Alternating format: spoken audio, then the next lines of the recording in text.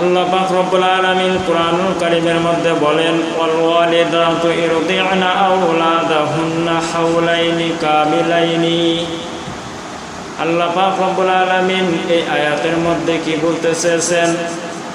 এই আয়াতের মধ্যে আল্লাহ পাক রব্বুল আলামিন বলতে চেয়েছেন, শিশুকে স্তনদান কার দায়িত্ব আর কতদিন পর্যন্ত দুধ পান করাবেন। আল্লাহ পাক রব্বুল আলামিন এই আয়াতের দ্বারা বলে দিয়েছেন, বুঝিয়ে দিয়েছেন, শিশুকে স্তনদান মায়ের ওপর ওয়াজিব। কোনো প্রকার অসুবিধা ব্যতীত ওদের বশবর্তী হয়ে বা অসন্তুষ্টির দরুন স্তনদান বন্ধ করলে পাপ হবে। এবং সন্তানদের জন্য স্ত্রী স্বামীর নিকট থেকে কোনো প্রকার বেতন বা বিনিময় নিতে পারবে না। শিশুকে স্তনদান মায়ের দায়িত্ব আর মাতার ভরণ পোষণের দায়িত্ব পিতার। স্ত্রী যদি তালাকপ্রাপ্ত হয় এবং ইদ্যত পূর্ণ হয়ে যায়, তখন স্ত্রীকে স্তনদানের বিনিময়ে পারিশ্রমিক দিতে হবে। স্তনদানের সময়সীমা হলো 2 বছর।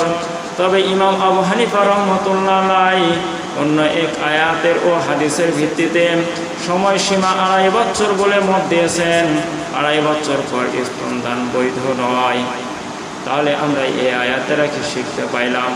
এই আয়াত দ্বারা আমরা শিখতে পাইলাম আল্লাহ পাক রব্বুল আলামিন ইরশাদ করেন যে শিশুকে মায়ের 2 বছর কাল পর্যন্ত স্তনদান করাবে। আর অন্য ধাত্রী মায়ের দুধ পান করানো যেতে পারে, তবে ধাত্রীকে তার পারিশ্রমিক দিতে হবে। যদি স্বামীর মৃত্যু হয় তাহলে স্ত্রীকে 4 মাস 10 দিন ইদ্যত পালন করতে হবে। স্বামীর মৃত্যুর সময় যদি স্ত্রী গর্ভবতী হয়ে থাকে, তার ইদ্যত হলো গর্ভপাত পর্যন্ত।